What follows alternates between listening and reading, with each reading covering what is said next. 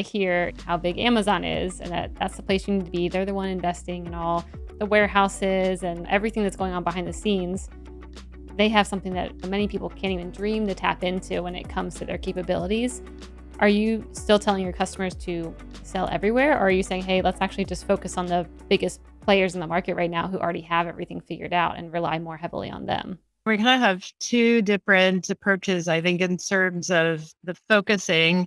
I would say from a retail media perspective, that's where we've been having the conversation about really focusing to the platforms that are mature and learning and focusing those retail media dollars. So as we get to talking about the retail media players and just how big that's become, 30 billion plus for Amazon and growing as it continues to steal share of digital ads, and Walmart and Instacart sort of back behind those and what that looks like. There we're focusing on that. And then I think because so many brands have varied distribution strategy in store, how they then think about profitability and sustainability and what assortment is where, it's helping to kind of reinvigorate smarter discussions about multi-packs or not everything on Amazon. I think that's one of the myths too, with Amazon being the point of the everything store and millions of SKUs and everything should be on Amazon. When you've got stuff that's below a $10 or $11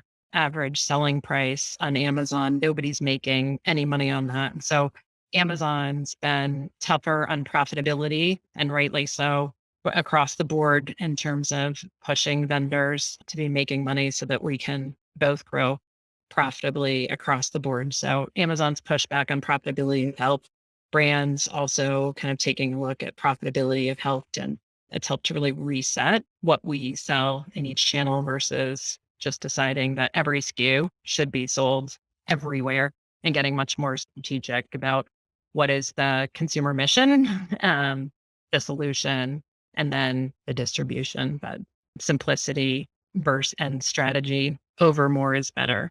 So would it be guiding the lower priced items to the Walmarts, the Instacarts, and then the higher priced items to Amazon? Or is there more details behind how you're advising, like where they should go?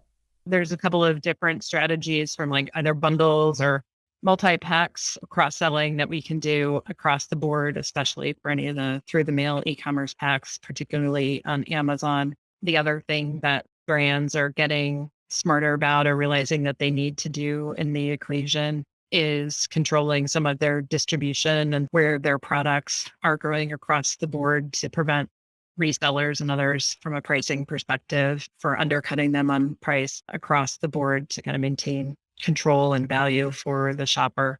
And so as we take a look at the configuration of products, and for some, it's actually really sparking some new discussions about innovation. And so probably a decade ago, Walmart really raising the flag of sustainability and challenging suppliers to take air and water and like how unnecessary it was. And that was seen as a fad from a bunch of folks that, had products that had a ton of air and water. But I think a lot of brands are really starting to rethink now as a time for true innovation when it's costing a ton more to transport, even to bricks and mortar stores today. And how do we change the customer experience and what the product is and how we get it to folks across the board? So some really interesting discussions and a real opportunity for innovation.